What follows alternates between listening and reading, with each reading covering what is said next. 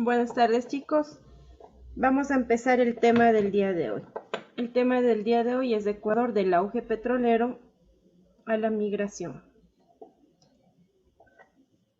Voy a comenzar yo. El boom petrolero en Ecuador, la exportación de petróleo empezó en 1928, actividad que estaba en manos de empresas transnacionales. Mientras tanto, las principales exportaciones seguían siendo productos agrícolas, primero de cacao y luego de banano.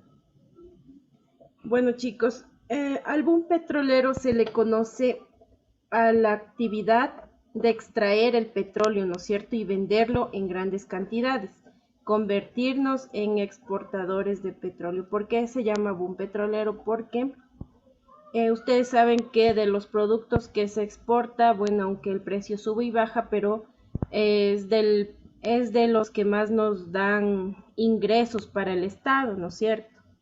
El petróleo es el que más da ingresos. Entonces aquí nos dice que ha iniciado en el año 1928 la extracción petrolera. Generalmente siempre esta extracción petrolera ha estado en manos de empresas transnacionales, ¿no es cierto? ¿Por qué? Porque como país no estamos en la capacidad económica de adquirir cierta maquinaria o todo lo que se necesita para trabajar esto, ¿no es cierto? Siempre hay inversiones de empresas extranjeras y bueno, las ganancias quedan para el país, que son bastantes, ¿no es cierto? Y generalmente todo el presupuesto del Estado siempre ha estado eh, en base al dinero que ingresa por el petróleo, ya que el resto de productos que se exporta son netamente agrícolas, ¿no es cierto? O de pesca. Tenemos el cacao y el banano como siguientes productos principales de exportación.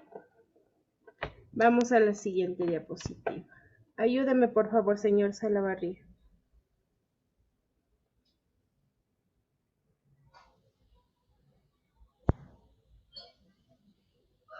¿No está?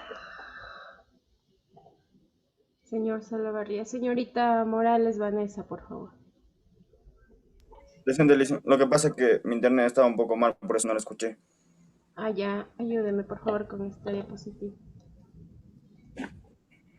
Ya, en 1971, el gobierno de José María Velasco Ibarra decretó la ley de hidrocarburos que recuperan para el país la propiedad del petróleo. Ante el inminente crecimiento de la explotación petrolera en 1972, las Fuerzas Armadas dan un golpe de Estado.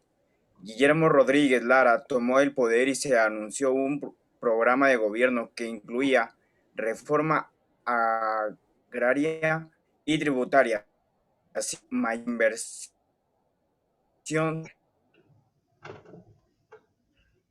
Ya, muy bien. Entonces, vamos a continuar con la historia, ¿no es cierto? Nos habla ya que en el año 1971, en el gobierno de José María Velasco Ibarra, se decreta la ley de hidrocarburos y se recupera para el país la propiedad del petróleo.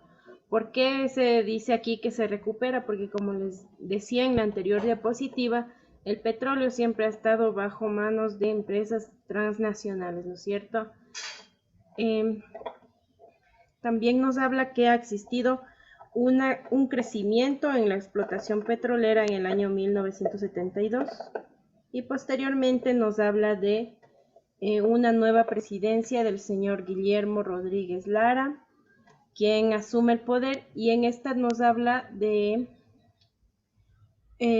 incluir una reforma agraria y tributaria y además de mayor inversión social. Con inversión social nos referimos siempre a lo que se invierte en salud, educación, vivienda, etcétera, ¿no es cierto? Es decir, lo que se invierte para beneficio de todo el pueblo ecuatoriano. Con eso, a eso conocemos como inversión social. Vamos al siguiente, por favor, me ayuda, señorita Vanessa. El 17 de agosto de ese mismo año se incrementó la explotación de crudo y se reactiva la exportación. Ese primer día fueron exportados 308.283 barriles, producto de la Cuarta Guerra Árabe-Israelí. Los precios internacionales del crudo se multiplicaron en poco más de un año. El barril, que se cotizaba en $2,5 en agosto de 1972, subió a 4,2 en 1973 y a 13,7 en 1974. Ya, muy bien. Entonces, en esta diapositiva ya observamos cómo ha ido creciendo, ¿no es cierto? Tanto la extracción del petróleo como la venta. De la misma forma, mire, observamos el precio en el que en ese entonces estaba y cómo iba también subiendo este precio, ¿no? Y que conocemos que hasta la actualidad el precio del petróleo va subiendo. Hay ocasiones en que el precio del petróleo baja, ¿no es cierto? Cuando, por ejemplo, no hay demanda, cuando no, las personas no, o bueno, los países no quieren comprar petróleo. Y esto sucede generalmente porque existe alguna crisis o por alguna guerra, etcétera, ¿no? Vamos a continuar. Ya, efectos del auge petrolero. Por favor, me ayuda, señorita Alison Kilo, por favor. Efectos del auge petrolero. Mientras en 1970 se exportaban 1.090 millones de dólares, en 1977 las exportaciones ascendieron a más de 1.300 millones de dólares. El presupuesto del gobierno central pase de los 5.000 millones de sucres en 1970 a los 27.000 millones en 1977. El PIB aumentó de 1.062 millones de dólares a 1.394 millones de dólares en el mismo periodo. El país se volvió más atractivo para las inversiones y los bancos extranjeros. Desde entonces, el petróleo ha presentado para el Ecuador la mayor fuente de ingresos en detrimento de los productos agrícolas. Ya, muy bien. Entonces, los efectos del auge petrolero, es decir, las consecuencias, ¿no es cierto?, ¿qué provocó en nuestro país? Se va exportando, por ejemplo, más petróleo. Para nosotros también tiene una consecuencia negativa, ¿no es cierto?, que exista tanto petróleo más en la región amazónica que conocemos, ¿no es cierto? ¿Por qué? Porque por esta razón también tuvimos conflictos armados con el Perú, ¿no es cierto? Y perdimos una gran parte de nuestro territorio. Pero bueno, también hay otros aspectos positivos que gracias al gran ingreso que representa el petróleo, ¿no es cierto? También en nuestro país se pueden dar diferentes obras que existen hasta el día de hoy. Entonces aquí nos habla que el presupuesto del gobierno central también ha incrementado, mire, y el PIB es el Producto Interno Bruto, que quiere decir que es todo el dinero que ingresa al Estado, ¿no es cierto? Se hace como como decir, les voy a poner un ejemplo para que ustedes entiendan.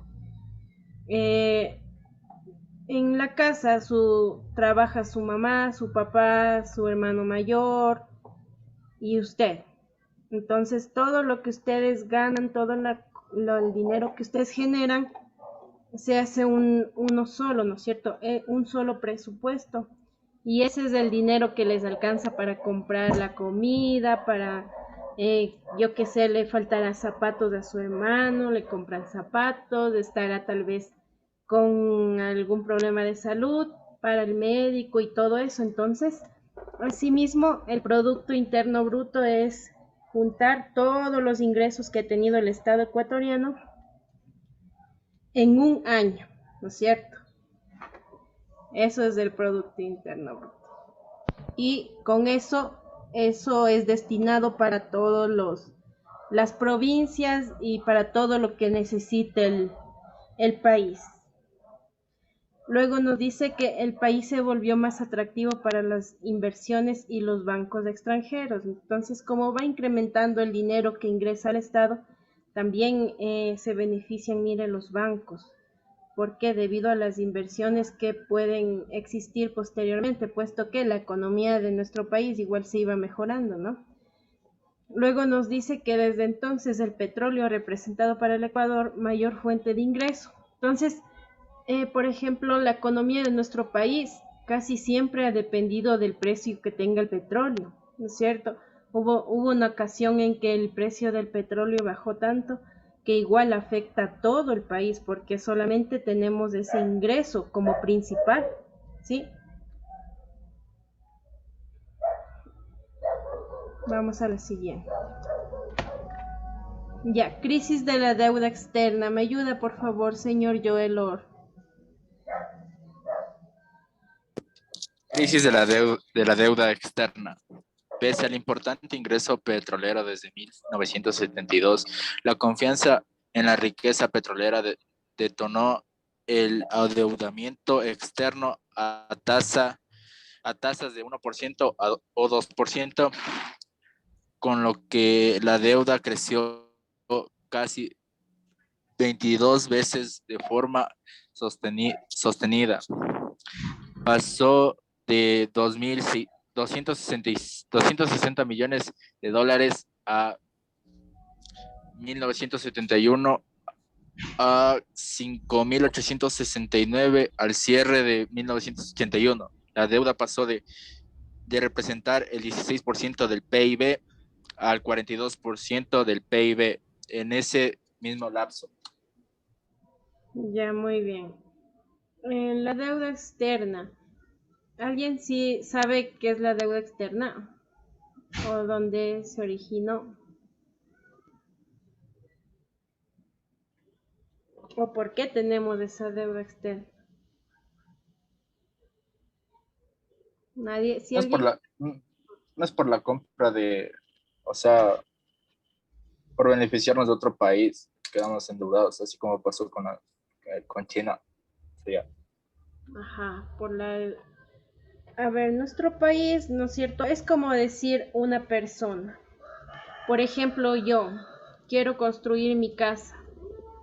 Entonces, mi casa necesito, digamos, unos $30,000, ¿no es cierto? Pero yo no tengo ese dinero. Pero sé que si trabajo y gano mi sueldo y voy a pagar una deuda, ¿no es cierto? Digamos, gano 1,000.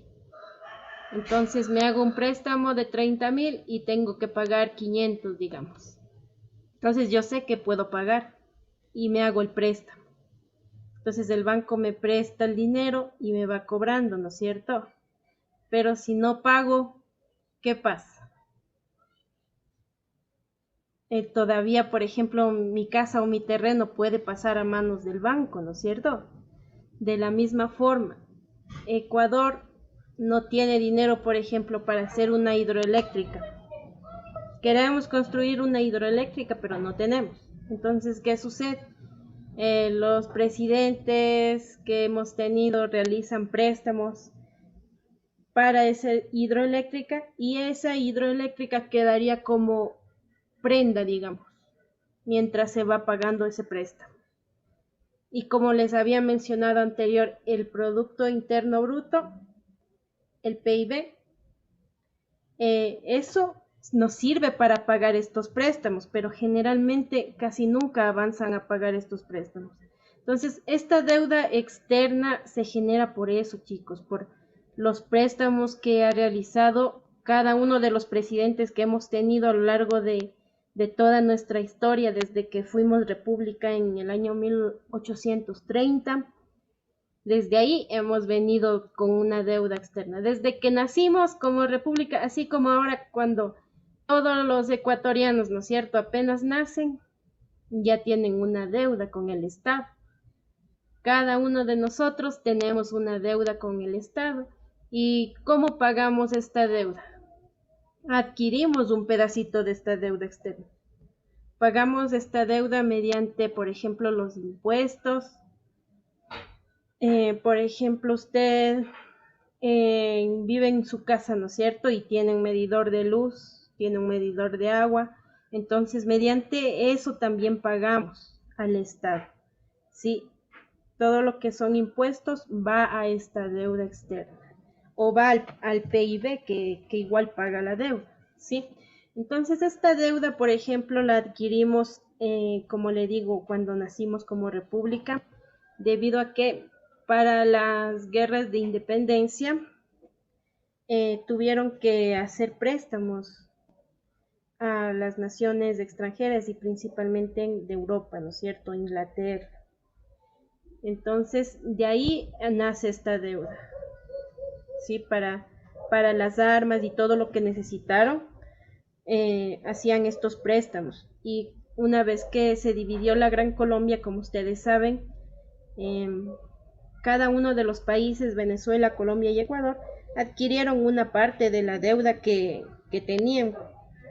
Entonces ahí nació la deuda externa y fue creciendo, creciendo, mientras cada uno de los presidentes iba adquiriendo préstamos con el Fondo Monetario Internacional actualmente, ¿no es cierto? Que, por ejemplo, igual en la actualidad hemos escuchado en las noticias que el presidente Lenín Moreno ha realizado préstamos de millones, de miles de millones, ¿no es cierto?, de dólares, que quién sabe dónde estará ese dinero, pero se ha realizado préstamos y todos esos préstamos, chicos, debemos pagar todos los ecuatorianos.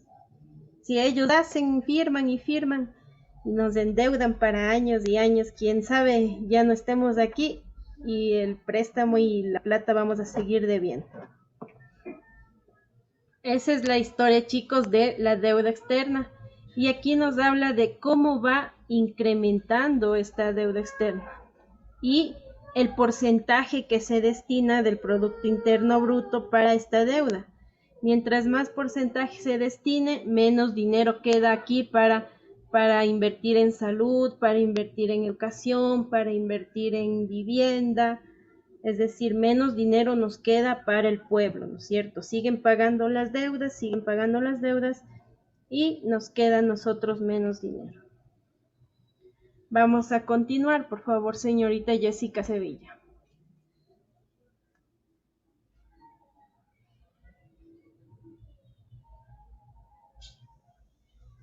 ¿No está? Señorita Tania Puyay, por favor. Anotárame, señor Jonathan, que no está la señorita Jessica. Los medios de producción y la riqueza siguieron concentrados en los reales,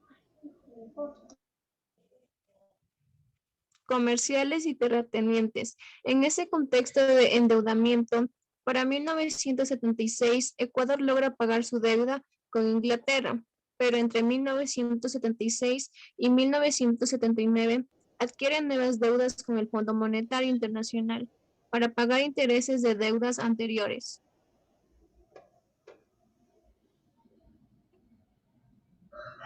Ya, muy bien, entonces aquí ya nos habla de cómo están concentrándose las industrias, nos dice, en los comerciales y terratenientes. Acá nos dice, miren, en ese contexto de endeudamiento, Ecuador logra pagar su deuda con Inglaterra, ¿sí ven? Primero estábamos endeudados con Inglaterra, pero ahora, claro, le debemos a algunos países, ¿no es cierto? Entre uno de ellos, como nos decía el señor Joel Orr, es también China, que ustedes saben que nos han dado una serie de préstamos para realizar algunas obras aquí en nuestro país que después resulta que ha habido sobreprecios, que se han llevado el dinero, que han pagado dinero para que les den las obras, así mucha corrupción existe en nuestro país, como ustedes conocen muy bien en la actualidad, que ha salido a la luz tantas cosas, chicos. Aquí nos dice que adquiere nuevas deudas con el Fondo Monetario Internacional. Mire, ahora estamos endeudados con el Fondo Monetario Internacional para pagar intereses de deudas anteriores. Y esto también es algo muy malo, chicos, que han venido realizando los presidentes.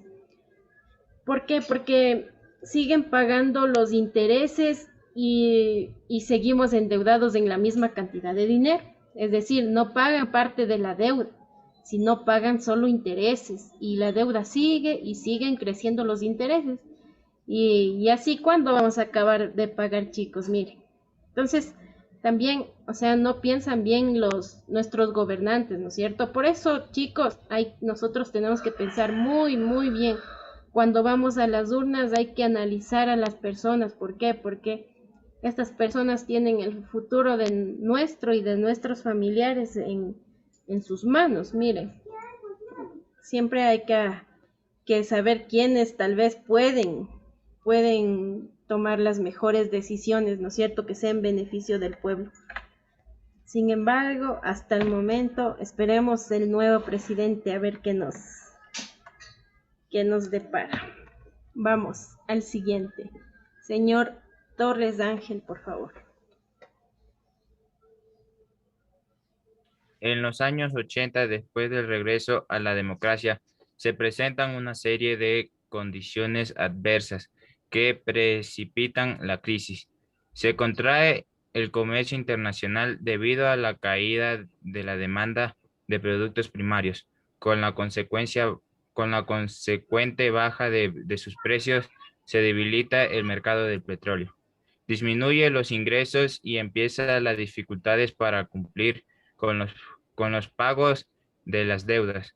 Se cierra el financiamiento externo para América Latina y las tasas de interés de los préstamos adquiridos en los 70 sube a 18%.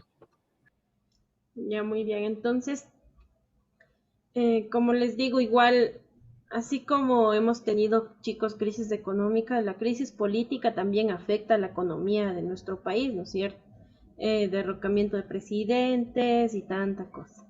Y aquí nos habla ya de que en los años 80, después del ingreso a la democracia, se presenta una serie de condiciones adversas que precipitan la crisis. Vamos, como ustedes pueden observar, chicos, vamos acercándonos a la crisis que tuvimos por los años 2000. Vamos a ir analizando poco a poco, ¿ya? Entonces aquí nos dice que se contrae el comercio internacional a la caída de la demanda de productos primarios, con la consecuencia baja de sus precios. Entonces aquí ya nos habla de una crisis, chicos, en el mercado petrolero.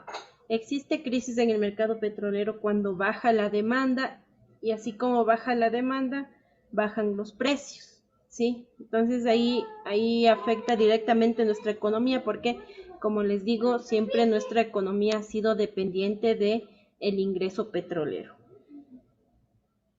Ya, como tenemos, dice aquí, menos ingreso del petróleo, entonces ya no podemos pagar. Sí, es como les decía el ejemplo de que yo ganaba 1,000, ¿no es cierto? Y tenía que pagar 500. Lo demás ya destinaba para otras cosas y me alcanzaba, pero si ya perdí mi empleo y tengo que irme a trabajar en otra cosa en el que voy a ganar apenas 400 y mi deuda es de 500, entonces yo no voy a alcanzar a pagar. Y eso sucedía, ¿no es cierto? Y por ende, mire, luego se cierra el financiamiento externo para América Latina, mire. Es decir, porque los países no estaban cumpliendo con los préstamos, con los pagos de los préstamos. Entonces se cierra este ingreso también, ¿no? Tenemos aquí un cuadrito con el año y la deuda total, mire, cómo ha ido creciendo. Del 80 teníamos, mire, 4,000 millones de dólares al 89, mire, solo en 9 años, ¿cuánto subimos? Aquí tenemos ya 11,000 millones de dólares. Mire, es una cantidad tan grande que es imposible pensar que algún rato vamos a estar libres de endeudamiento. No podríamos, porque cada presidente que viene considera que es necesario hacer nuevos préstamos y nuevos préstamos. Incluso hacen préstamos para pagar la misma deuda externa. Entonces, es imposible esta deuda, ¿no? Y bueno, hasta aquí sería la clase del día de hoy, chicos. Espero que hayan entendido con los ejemplos que les puse.